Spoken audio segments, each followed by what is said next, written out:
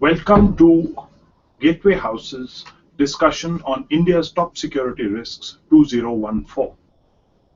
I have with me here Samir, who is the Associate National Security Fellow with Gateway House, and I am Xerxes, who will moderate the discussion today. In India, we have historically not paid much attention to security. Today, we have no national security doctrine that is in the public space. We have no informed national security debates in the public space.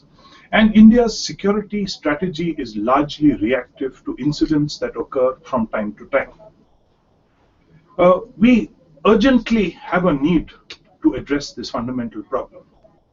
Basically, what we need to do is analyze impending security concerns.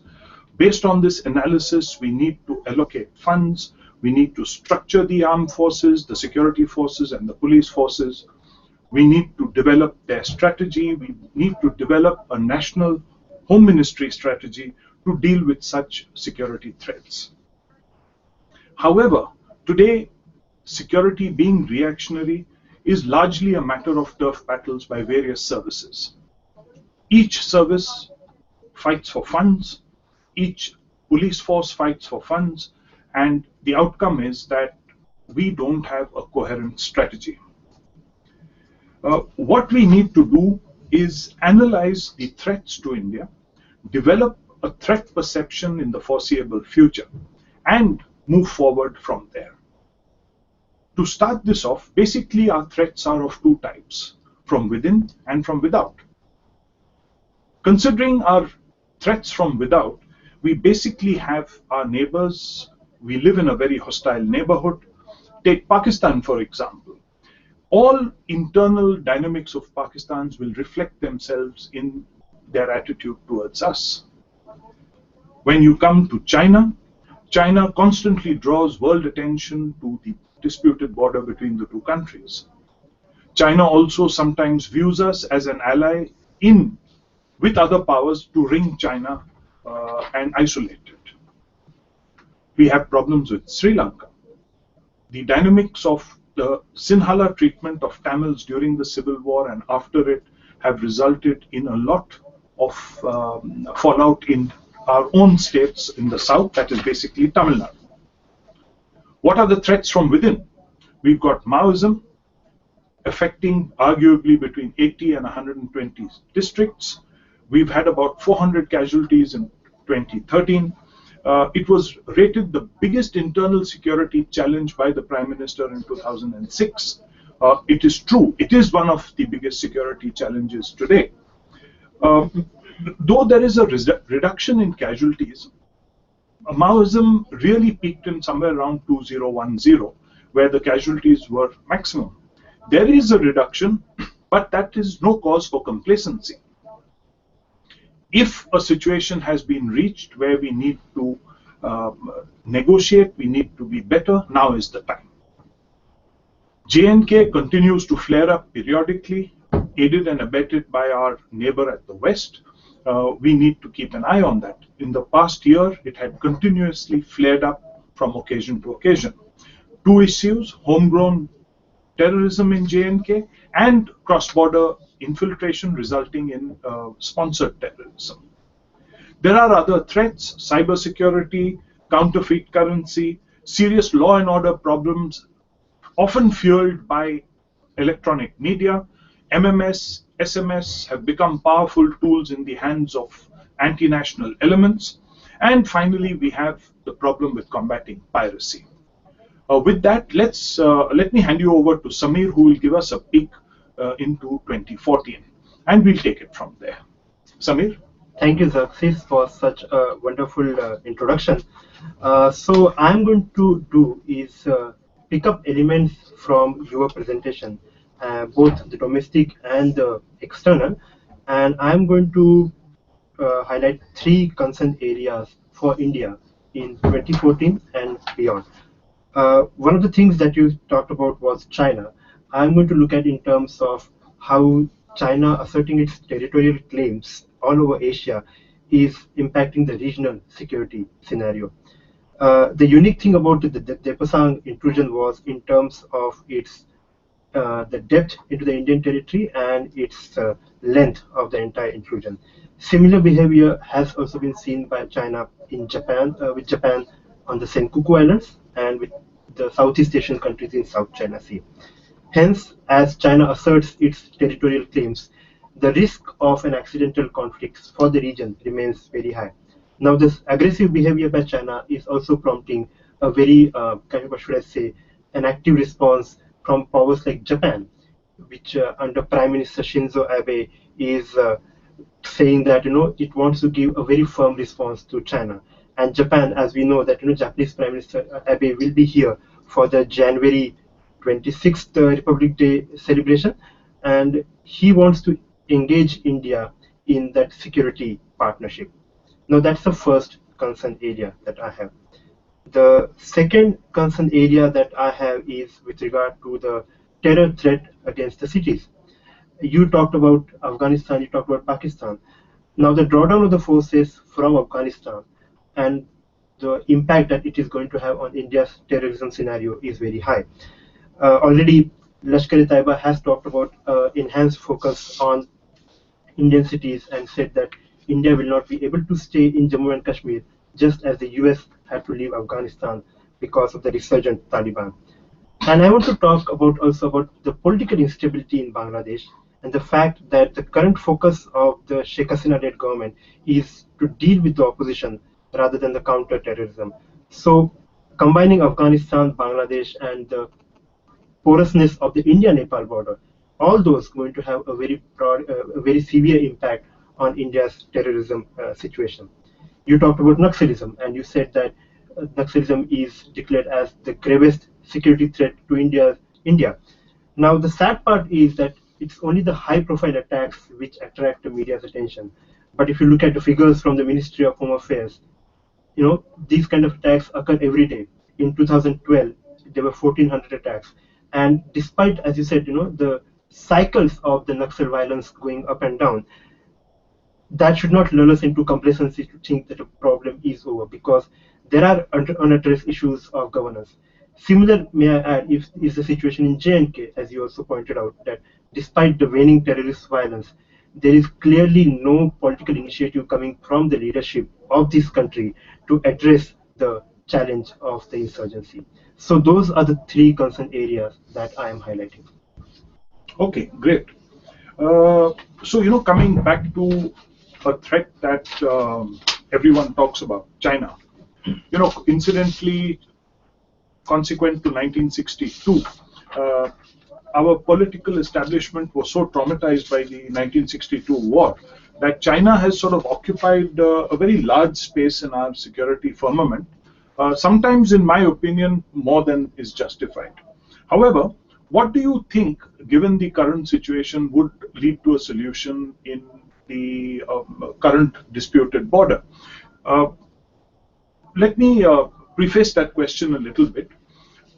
The border has been disputed for a very long time. I mean, it's been highlighted in many fora, in many books.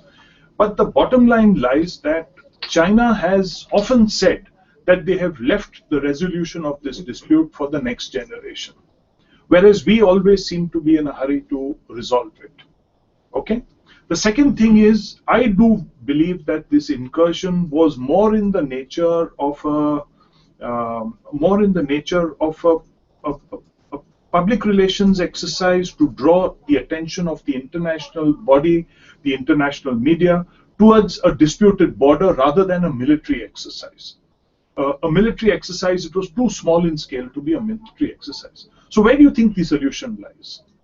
Well, as you said, Chinese are clearly not in a hurry to resolve the border dispute. And if you look at the history of the current border negotiations, they began in 2003 at the level of the special representatives. And so it is essentially a three-phased process. And the first phase was completed in the 2 years. So in 2005, we signed an agreement which talked about the parameters and the guiding principles for the border talks. Since then, since 2005, I believe India and China have found very difficult to agree to put in place a framework for the resolution of the disputes, and therefore these talks have just dragged on. And as you said, the repeated incursions by the Chinese, they're clearly aimed at the international audience. But in a sense, what it has also done is that it has also impacted the negotiations itself. We know that the Chinese are not in a hurry to solve the dispute, but in a sense, it has also frustrated the Indian efforts to, carry forward those negotiations. So, I'm also on a pessimistic side and say that, clearly, at least in the foreseeable future for us, these talks will not yield any substantial result. What we can do instead is that that one of the fundamental agreements, the requirements under the India-China agreement signed in 1996 was that both the countries should be aware of each other's perceptions of the line of actual control. And the sad part is that we have given out our version of what the line of actual control is, but clearly the Chinese have not. And I don't know how we should be for prodding the Chinese, but then clearly we should be working towards that. We also get a sense of what is the line of actual control for China. Uh, True. What you said is absolutely right. But I'd like to add one aspect to this. Firstly, in any talks, there has to be, or for any negotiation, there has to be a give and a take. I personally feel that neither country at this stage is politically willing to cede any territory. And for any resolution to this imbroglio or to this situation will necessarily require some extent of ceding territory and taking territory. Absolutely. And if we are not ready for it, then I'm afraid talks can only continue. So the fundamental issue lies is, are we and China ready to cede or accept territory? That is one question that is open-ended today. Absolutely. The second aspect I bring out is India is in the process of raising a mountain strike corps. A mountain strike corps, arguably 100,000 people at a cost of arguably 60,000 crores. The number is open to discussion, but we'll not debate the numbers. At such a huge cost, are we falling for a ploy by China that was followed by the USA in the Cold War, is forcing us to escalate our military might and thereby taxing our economic ability? After all, 6,000 crores is not, 60,000 crores is not a small sum by any country's standards. Are we going into an economic tailspin whereby we just keep upping our forces? So a small incursion forces us to raise large forces. We need to guard against such huge accretions with minor provocation. Right. Now, continuing with China, you'll find that there have been international movements. There have been international movements to create allies for and against China. China is trying to create its own allies, and there is a talk of the US trying to create allies against China. Now, in that backdrop, there was a stage when China accused us of aligning ourselves with the US accused us of trying to remain non-aligned, and so on and so forth. Our current movement towards Japan, could it be viewed in the same light? Well, it's very interesting because of the fact that just as currently the Japanese Prime Minister will be here as the guest of honor for the Republic Day celebrations, and there have been quick three visits in succession by the Japanese authorities. First, there was the royal visit, there was the Japanese Defense Minister's visit, and now the Japanese Prime Minister's visit. On the agenda of the India-Japan security engagement is essentially two things, and they are very interesting things. One is the broadening of the maritime cooperation that we have, and secondly, Japan breaking its 6-decade arms exports embargo is now talking about giving arms to India. They want to sell us an amphibious aircraft. This is interesting because in terms of our bilateral relations, India and Japan, the security agenda has been mostly dormant since 2001, when we instituted a dialogue for the security and defense cooperation. Multilaterally, however, as you pointed out, we have been we have been more amenable to be engaged in with other countries to contain the China threat. If I may draw your attention to the 2007 quadrilateral security arrangement that we were trying to make with United States, Australia, Japan, and India. There was also a maritime cooperation with including Singapore Navy also. But obviously, China viewed that as a ganging up against it by the some of the Asian countries, and it launched a very strong diplomatic protest against that. And so we walked from that. So did Australia. So, but we took that multilateral naval engagement and transformed it into a bilateral one. And today, India-Japan security engagement is flourishing. Very true. Uh, I think the lesson that we take out from something like this is that we have to guard against being seen as an ally against anybody. I mean, it would be very dangerous in the circumstances today as to be seen to be an ally. Coming closer to home, uh, there is the major drawdown of forces in Afghanistan, and much has been said about its effect on India and at a micro level on urban terrorism. The drawdown of allied troops or and handing over governance to Afghan forces in 2014 is underway pretty fast.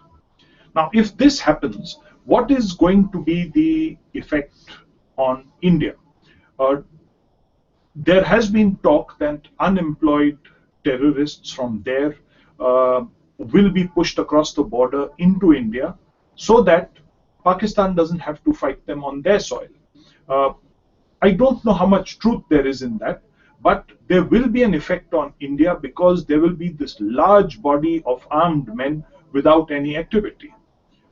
What actions do you think we could take to in Afghanistan, actions we could take in Afghanistan to alleviate this threat and get the population more in sync with us, more in sympathy with us? It obviously cannot be only military measures. Absolutely. Well, before I dwell upon what India needs to do in Afghanistan, I will be focusing more on the security domain. We need to mention the much repeated aspect is Islamabad is not going to spare any effort. Pakistan is not going to spare any effort to install a pro-Pakistani regime in Kabul with the influence that it has with Afghan Taliban and Haqqani network. Absolutely. The good thing for India is that it enjoys a very considerable goodwill in Afghanistan and in the region. So we need to adopt a very active role going beyond the economic cooperation. I mean, I know you have been talking about the economic aid and all that.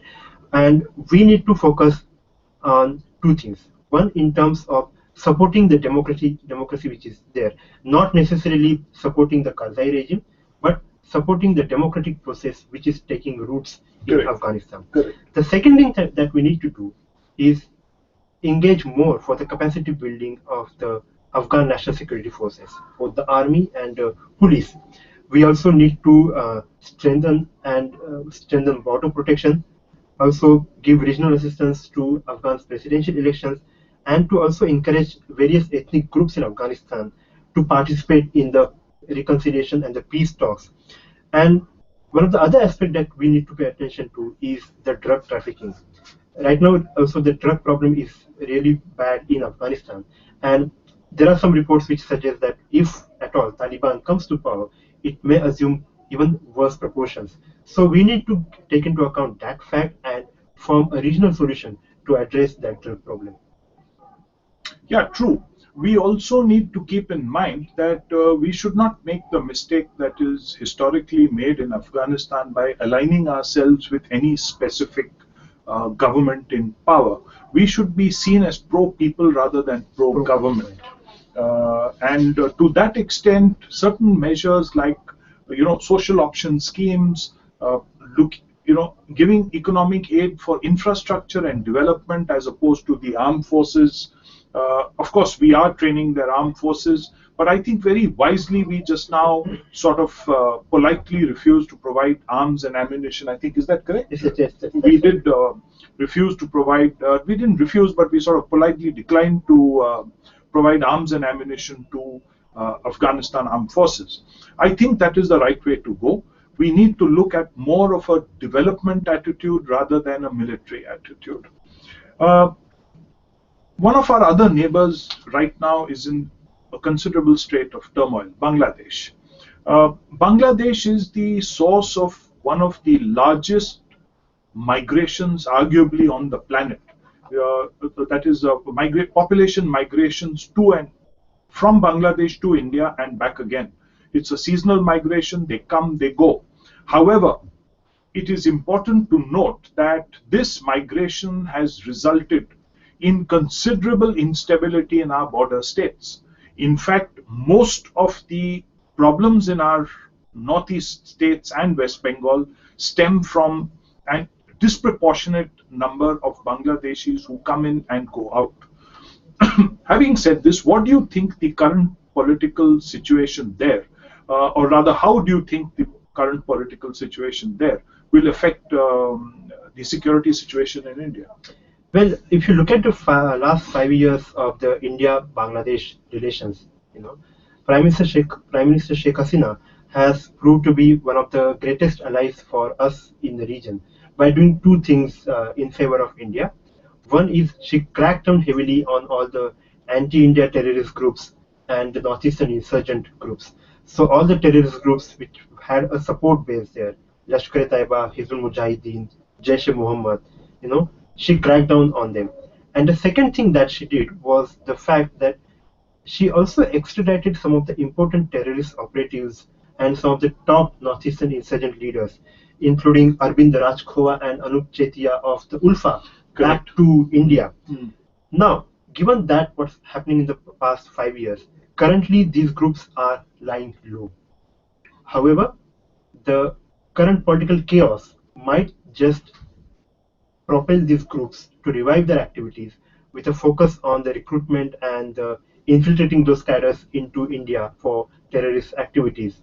And the worrying aspect of this is that the forces in the opposition, led by the BNP and its extremist ally, the Jamaat-e-Islami Bangladesh chapter, will certainly give blessings because they view all these anti-India terror groups in a very favorable manner. So that's the threat, that I have from the Bangladesh side. Yes, but of the factions that are competing and are coming into power, which do you think would be better for India? How do you think India would sort of benefit from either of these?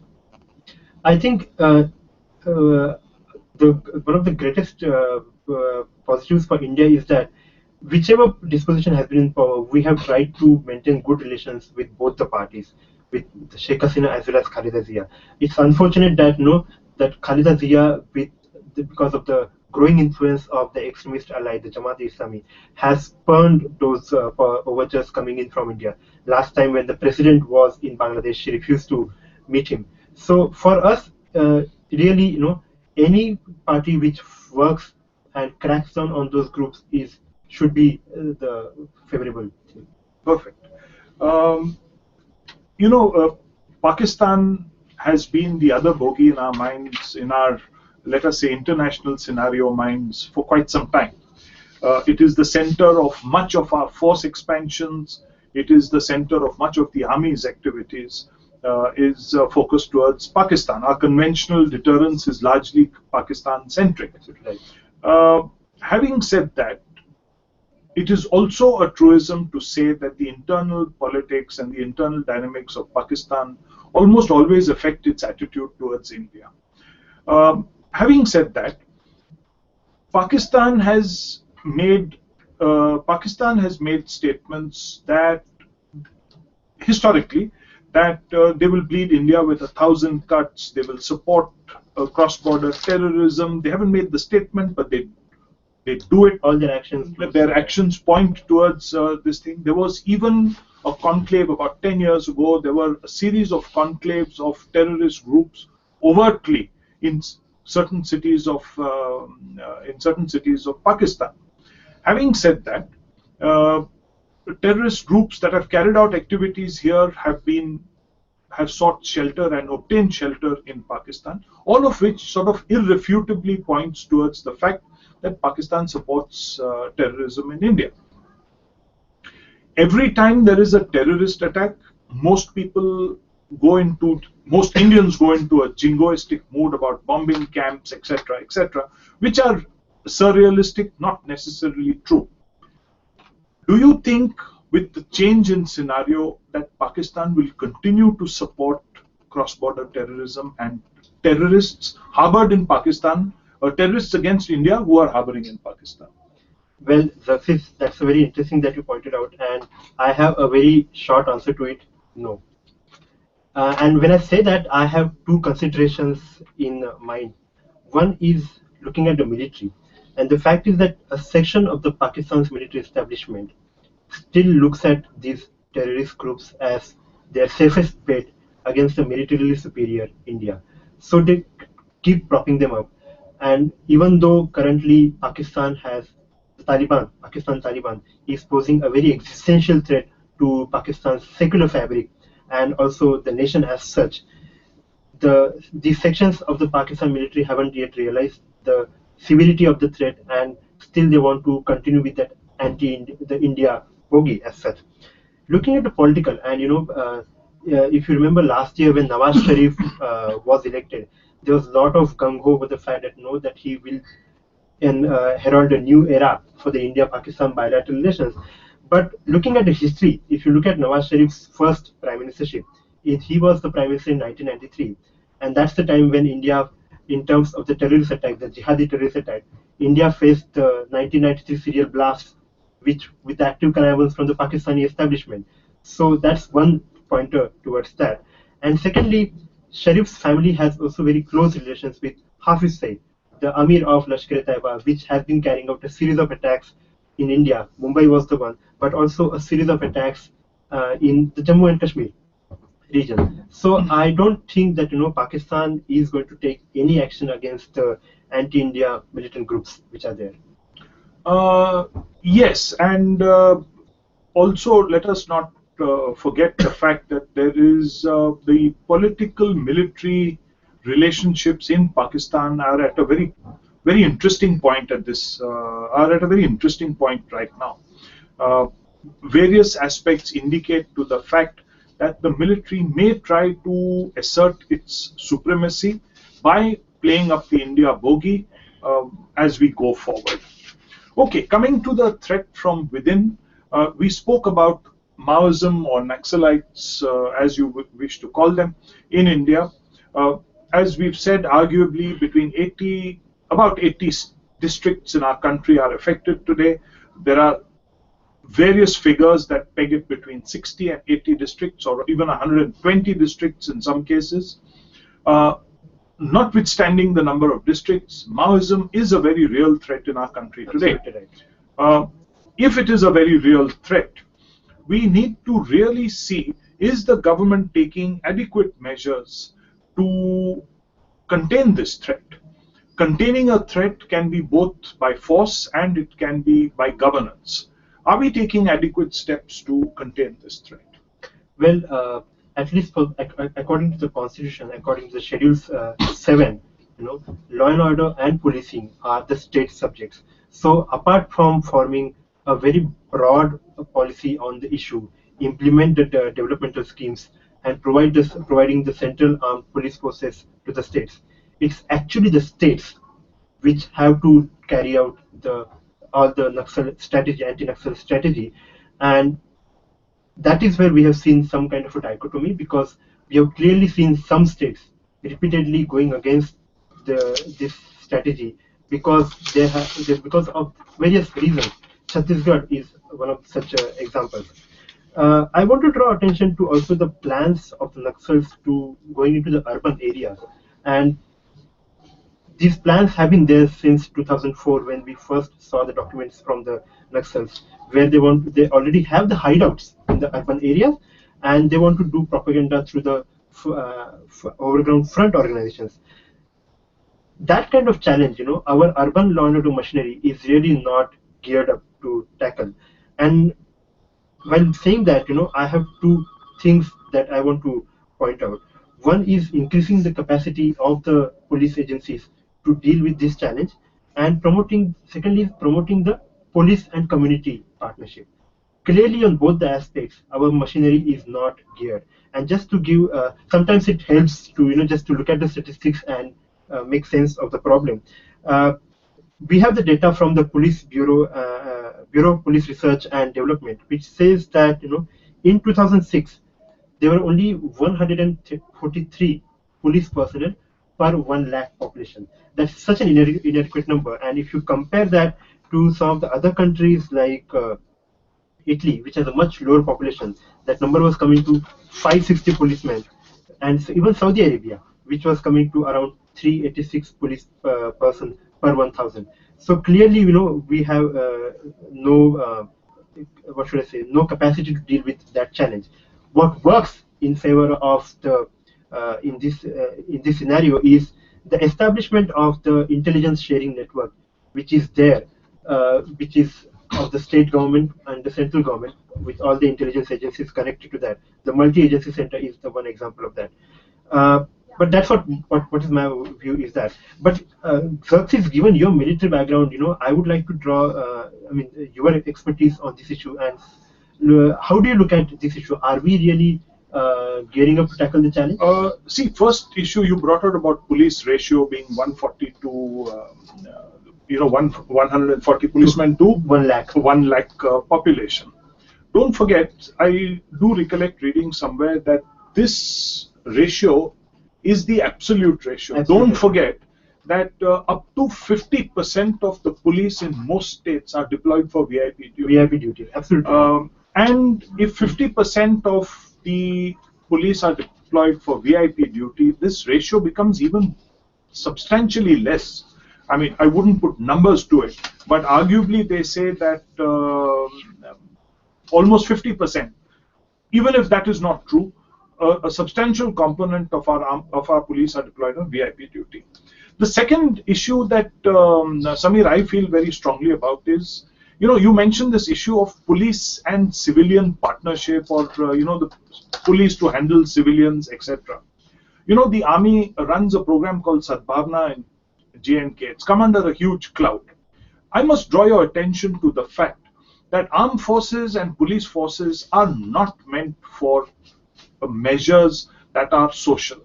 We are being forced into it. They are not trained for it. They are not equipped for it. They are not funded for it. They generate funds. They try and do it because I believe that they are stepping in where the civilian government is not willing to tread, or substituting for the civilian government. There is a very strong case that in most of these areas, the insurgency fundamentally is fueled by a lack of governance and then becomes a military problem.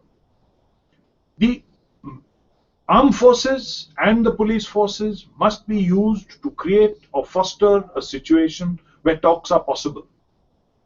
Governance is the job of the government, not of the armed forces. That is one issue that I feel very strongly about. The second aspect is that if this is one of our largest security risks in the foreseeable future, as it has been made out to be, and rightly so, also don't forget that the last uniform on uniform conventional war, to my recollection, is the Second Gulf War in 2003, and maybe the Georgia and Russia fight in 2008, maybe to an extent. But increasing, there is a paradox that armed forces, uniformed armed forces, are not going to war with each other, but casualties are increasing. So what does this imply? That conflict is on the rise, but not between conventional forces. So that brings us to a very interesting question. Are we equipping and raising our armed forces in the right manner?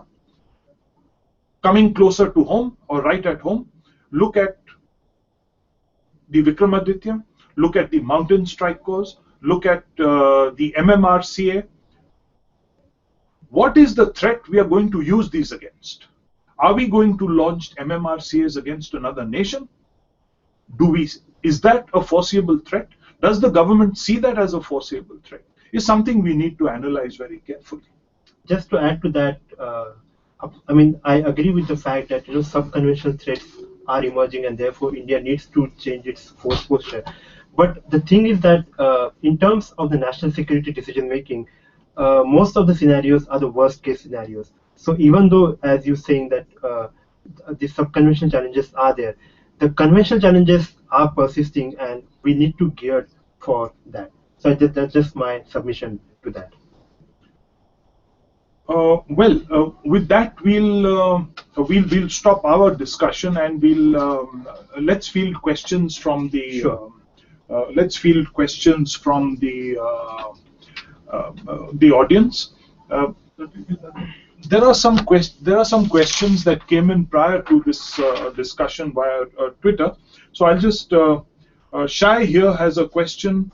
How vulnerable is India to the kind of cyber attack which targeted Iran's nuclear program? Well, I'm not a cyber expert. Samir, you've written a paper on this, I'm told. Oh yes, I recently let's wrote see an your article views. on how India's critical infrastructure was at a risk of a cyber attack.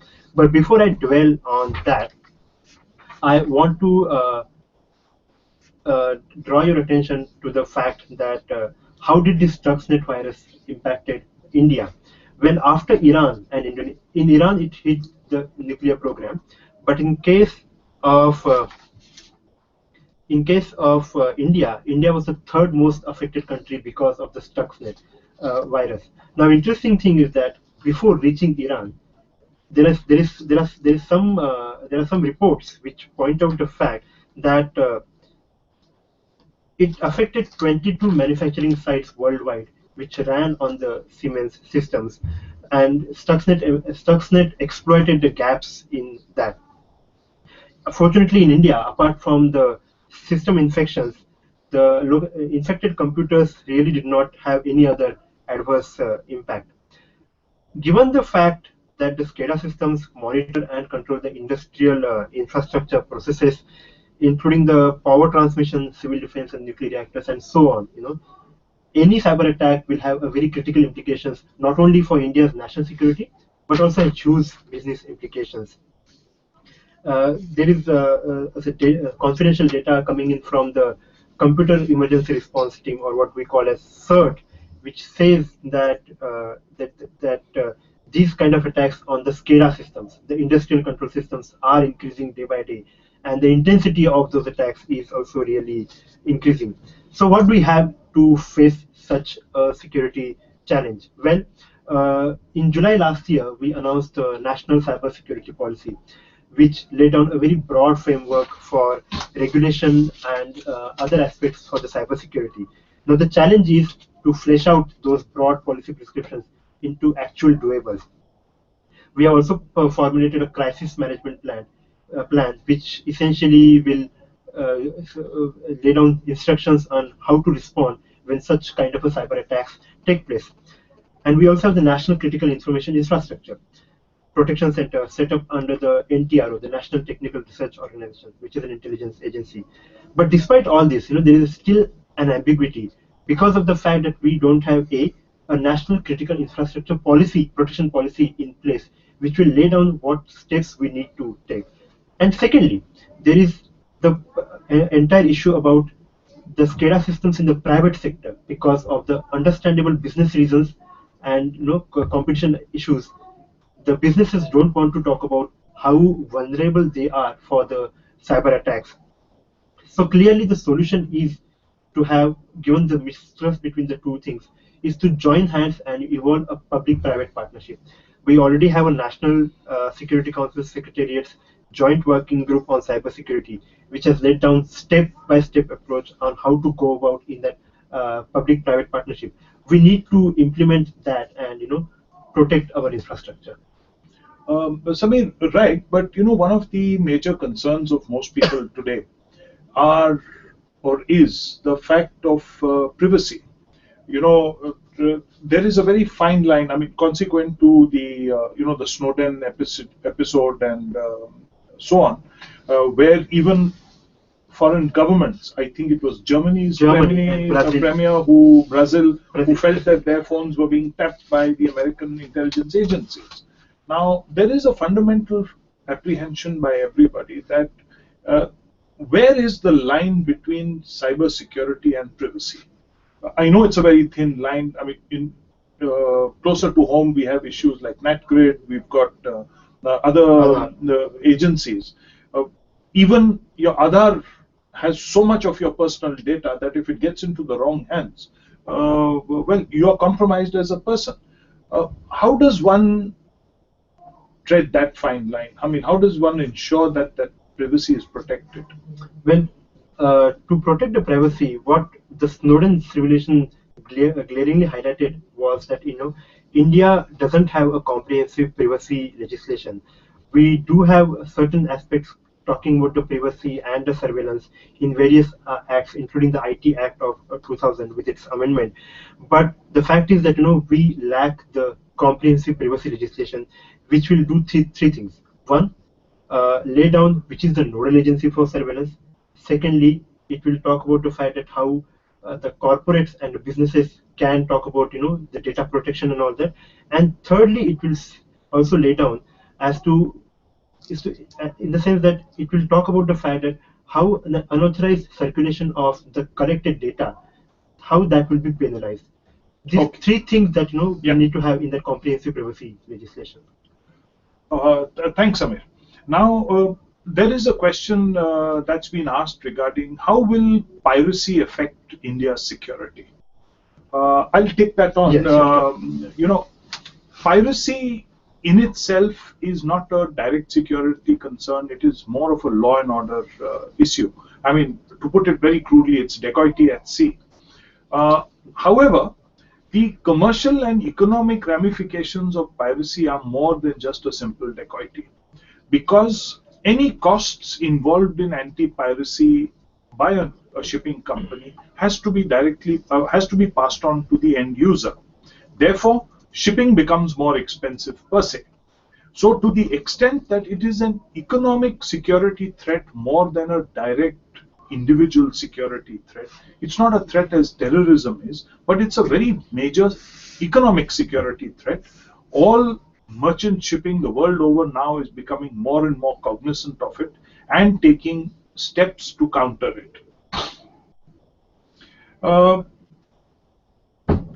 Now, there's a question pertaining to the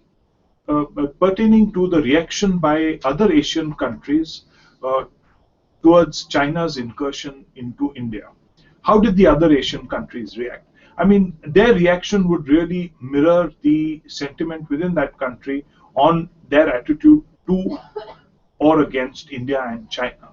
Do you have any views on that, Samir? Well, it's interesting because whatever interactions that we had at Gateway House in terms of the other Asian countries, they have always seen India as a possible balancer to China in the region, and therefore they are very surprised by India's, may I say, a hesitant response to the Chinese aggression. And so now Japan is taking the lead in responding to China's aggressive behavior. It is enlisting India in that endeavor, and now other Southeast Asian countries are also beefing up their maritime capabilities. Just Vietnam and Indonesia and Malaysia, all those countries are also beefing up their maritime capabilities in response to what China is doing. Last month, China sent its first aircraft carrier, Liaoning, into the South China Sea, into the disputed waters, and so that kind of reaction is coming from the Asian countries. But to just add on to what you said about piracy, I mean, I totally agree with you in terms of the huge economic implications that it will have for India. But as also the Italian Marines episode highlighted, the piracy incidents also have a very, what should I say, the potential to affect India's foreign policy with other countries. And realizing the significance of the piracy problem, Indian Navy has currently deployed 17 naval ships into the Gulf of Eden for the anti-piracy operations. It has also been indulging in all the anti-piracy joint exercises. I mean, again, highlighting what we are doing with Japan. just last month in December, we carried out JIMEX, Japan-India Maritime Exercises, off the coast of Kochi, which in the Bay of Bengal, which is essentially focused on the anti-piracy operations. All these concerted actions now, the trend in the maritime piracy is that all these concerted actions, what they have resulted in stabilizing the situation more or less in the Horn of Africa region. But if you look at the figures from the International Maritime Bureau, the London-based agency, Gulf of Guinea on the western coast of Africa is emerging as one of the new hotspots for the piracy-related incidents. And the unique thing about the Gulf of Guinea is that, as against the piracy-related incidents in the Horn of Africa, which take place in international waters, and therefore you can have international navies going in, and you can have armed commandos on the merchant ships thwarting off the pirate attacks. Piracy incidents in the Gulf of Guinea are taking place in the territorial waters of those respective countries. So that, in a sense, is also constraining our effective response to the piracy incidents. So dealing with the challenge of the challenge of piracy is now getting more nuanced, and the Gulf of Guinea is emerging as one of the hotspots for this. What you said brings out a very important aspect. Is force structuring. I come back to my original point of force structuring. Uh, Piracy and conventional warfare require fundamentally different types of naval craft, ships. I mean, piracy requires fast attack boats, stealth class, high speed, well armed ships. They don't require aircraft carriers for anti-piracy. And also amphibious aircraft, if I may add. Amphibious capability. So therefore, it brings me back to, we keep harping on our blue water navy. I often like to ask the question, against what? If the emerging threat is going to be piracy, law and order, internal dissension, are we structuring our armed forces in the correct manner? That's a very interesting question. I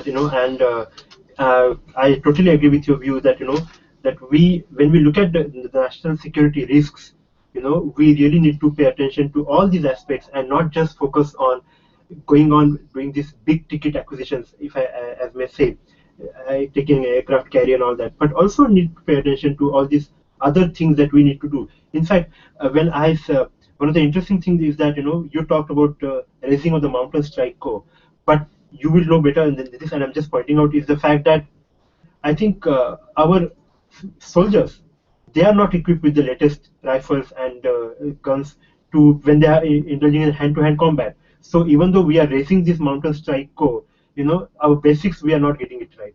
Samir, you made a very interesting point. I didn't want to belabor it, but today there is a view that the Mountain Strike Corps will go the way of the Plain Strike Corps, where equipment voids are huge, equipment acquisition is slow. Take the case of the artillery gun. We haven't acquired an artillery gun since the Bofors. All artillery gun acquisitions are being put on hold. We haven't had a new fighting vehicle. We don't have new high mobility vehicles. So raising the corps might just be the simplest part. Keeping it equipped and suitably equipped for the role that they are to perform is what we really need to examine. There is no point in raising large number of forces which are ill-equipped. You're not going to be able to find them, to be able to use them effectively. And carrying forward from what you said, we in terms of we are saying that that for the counter-insurgency operations also, we have been training our armed forces as well as the paramilitary forces.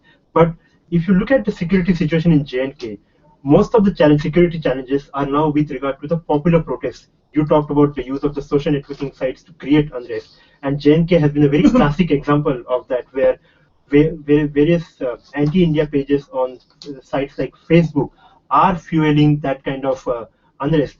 And it's essentially the Central Reserve Police Force, the CRPF, which has to deal with that, because you can't really have the army. The army will be the last resort. And the fact that the CRPF is not properly trained to deal with these popular protests. In kind of what are the standard operating procedures that they need to follow to quell that protest rather than fueling it. Interesting point you made. You know, the group of ministers report of 2000, I think, sort of defined a role for each of the armed and police forces. They addressed issues of border guarding, addressed issues of counter-terrorism, addressed issues of policing against the international border, the lines of control, etc.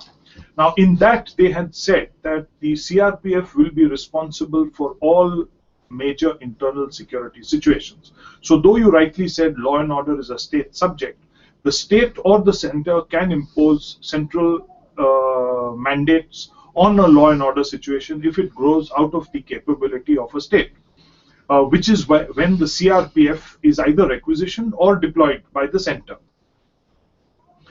There were huge accretions of CRPF. I'm not too sure of the numbers today, but I think around 225 battalions of CRPF have been created for counterinsurgency.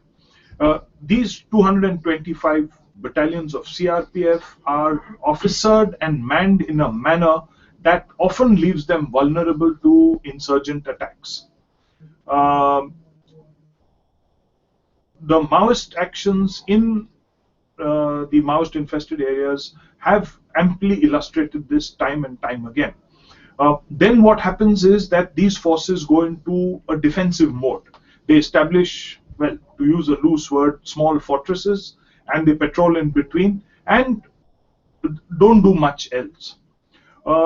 Also, there is a problem of leadership at the CRPF level. The CRPF is officered at the senior level mainly by the IPS. Leadership from the front is often lacking in these actions because the lower level leaders do not have avenues for promotion, hence they do not take too much trouble to lead these troops well in combat. Having said that, there is a need to raise the level of CRPF to combat internal dissent. Otherwise, we are going to constantly be trying to deploy the army. There was a huge debate about, I think, 3 or 4 years ago on whether the army should be deployed in the Maoist areas or not. And it was decided not to deploy them. But how long is the army going to be kept out of it if this problem is not resolved is a question we all need to look at. And also, in the sense that when you talk about the fact that army needs to be deployed, but then if there are no significant initiatives coming on the political front to address the governance challenges, then clearly the deployment of the army is not going to make any difference, and it will probably just enrage the local tribal population. Let me take the next question. There is a question by somebody who has asked us what form of attack would the next terrorist attack in an urban area take? Because there is an opinion that each attack is a different one and hence puts the police forces totally off guard. If you take the earlier attacks in Bombay were bomb attacks, and the last attack in 2008 was a fire assault. The attacks on the 2 hotels and the other places was a fire assault with small arms. So there is a question as to how does one determine and prevent an attack of this nature? I think at the outset, let me make clear is the fact that you cannot prevent a terrorist attack. I mean, in the sense that maybe the terrorists need to succeed only once, whereas the security agencies need to be successful every time. Absolutely. So Bobby Sands, I think, of the IRA said. Yes. So the key to neutralize a terrorist attack is essentially intelligence, and that's where India is lacking in terms of the human intelligence. We are gradually acquiring the technical intelligence capabilities, but in terms of the other aspects of the intelligence, we are still lagging behind. If you look at the trends of the terrorist violence over the last 10 years, you can clearly make out which are the most vulnerable targets in the urban areas. We know that in terms of the research that the terrorists do, as that they use internet a lot for tracking or surveilling their targets, and some of the targets that they have that we have found out is are all the economic targets, places like the shopping centers, the malls, the markets, the public places, essentially the places with large public footfall, which will give 2 things. One, in a sense, result in large number of casualties. And secondly, the more severe the attack, the more attention the terrorists are going to get for the cause that they espouse. Uh, Absolutely right. Publicity is the oxygen of a terrorist. I mean, famous words by I cannot remember whom. Uh, a terrorist attack has to go public, otherwise, it's not a successful terrorist attack. So, as Samir very rightly said, that it will always be in a high profile area. It will always target, it will try and be as outrageous as possible. They will target women, they will target children, they will target defenseless people, they will try and target foreigners on Indian soil so that the foreign media picks it up, and so on and so forth. The more outrageous an attack is, the more publicity it gets. And moving forward, I have a belief, having been in the armed forces for almost 30 years, that every armed force, be it the police or the army, it's always fighting the last war. We are always preparing for the previous war, never looking to the future. Even you take the armed forces today, everyone has in their psyche 1971 war, or a conventional war, or the Gulf War. These are the templates everyone espouses. Who is talking of counterinsurgency? Why are we not equipping armed forces for counterinsurgency? In a similar manner, police forces need to be more responsive towards a terrorist threat. Samir brought out a very valid point on intelligence. Intelligence, due to the fact that larger amount of police are being deployed for VIP duties and for duties other than pure policing, there is a feeling today that the constable on the beat, who used to earlier be the single most important source of local information, now is reducing. The number of constables on the beat are reducing, and because they are reducing, the intelligence that is coming into the police is less and less at the operational level. You very rightly said, technical information, there is a hell of a lot. There are cameras in cities, there are electronic devices, but human intelligence is lacking. The Americans found this very strongly in Iraq, by the way. When they deployed, very high technology devices, they suddenly found that they had no human intelligence. It's a problem that all high-tech countries are facing today. And may I add to that point of what you said about the policing and the fact that they are deployed in the VIP duties. Also, the allegations of all the corruption that the police are in. I mean, you just have to look at the yesterday's controversy with the Aam Aadmi Party, and with what has been happening with the Delhi police, the allegations of they being involved in the corruption and the sex racket and all that. So that, in a sense, is also creating a kind of a security vacuum, which is, in a sense, drawing their attention away from the core duties that they need to do, and to all these extraneous other things that they are looking at. Okay, we'll take one last question now. There's a question that comes in. What are the risks you see arising out of the policy on defense purchases? Okay, just 2-3 points. One is, even though we, for instance, now have, in last year we brought the defense procurement policy, where they have been talking about providing impetus to the indigenous arms industries, and also giving preferential treatment to the indigenous arms industry. Clearly, with all the recent big ticket purchases, you look at the acquisition of the aircraft carrier, to all the MMRCA and all that, what we are really not paying attention to increase our indigenous capacity for the arms production. Compare that to what has been happening in China, which from being an arms importing country, today has become an arms exporting country. And that's because at the initial level itself, at the level of the research and development, the R&D, they are taking in the inputs from the armed forces, which I am sorry to say is that it's not been happening in the current environment. You look at the example of the light combat aircraft Tejas, as well as our tank that we developed, the Arjun. Clearly, these are, even though these have been developed indigenously, our armed forces are really not happy with the final product that they are getting. True. Having been involved in defense acquisitions, funnily from both sides, I have been involved both in the army in acquiring equipment and then in my corporate job as providing equipment. Today, there is one fundamental flaw, in my opinion, that plagues at least army purchases. I don't speak for Air Force and Navy, is the so-called no cost, no commitment concept, which means a corporate is required to provide an equipment for trials at total cost to the corporate. And then the army will decide whether it wants to buy that equipment or doesn't want to buy that equipment. Now, there is a fundamental flaw in such a defense equipment is exceptionally expensive to develop and produce. Most countries, the US, UK, fund defense research in the private sector. Absolutely right. And they assure private sector guaranteed purchases of components, if not complete items.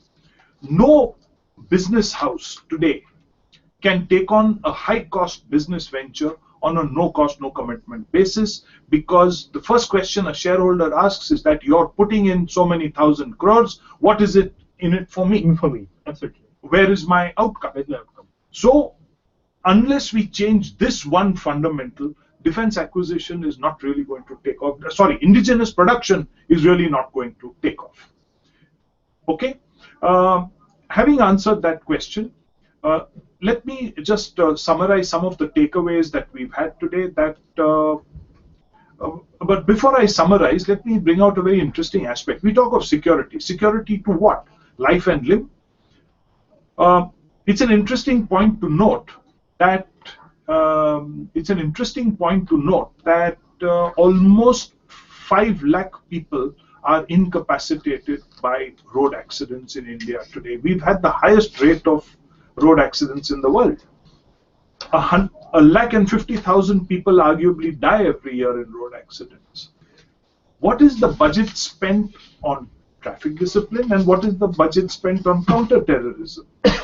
Having said that, India first needs to look at a very holistic, comprehensive national security doctrine. We need to assess a threat. If you buy a high-cost aircraft, what are you going to use it against? If you are going to buy a high-cost aircraft carrier, what are you going to use it against? Is that aircraft carrier in consonance with the aircraft you are buying? Today, unfortunately, everyone is working in a different direction. These are glamorous purchases, high-cost purchases, without a serious analysis of do we require it or not in the foreseeable future. So the first point is we need to evolve a clear security doctrine. Only if we evolve a clear security doctrine will we be able to raise, organize, train, and deploy our security forces in a manner to combat such a threat. Having said that, we need to ensure that our security addresses both the threats from outside and from within. Do remember, we live in a very, very, very troubled area. For various reasons, India does not have the best relations with any of our neighbors. You take your neighbors starting from west to east, we have a problem with almost each one of them. This is not conducive to living in a turbulent area. Our policy must cater on how to handle them. Unfortunately, everyone looks at a military solution to a political problem. We need to look at governance solutions to governance problems. The military weapon must be the weapon of last resort. Samir, any points you'd like to take that's away? what the entire summary of the discussion is. I will also urge our audience that they enjoyed the discussion and to follow us on Twitter and also look at the website gatewayhouse.in, and of course use this hashtag #ISR2014. You can watch the discussion on the YouTube also later on, and also you can still join in on the discussion, and we'll be of course getting back to you with more such discussions. Thank you. Thank you very much for joining us on this discussion at Gateway House. Bye-bye.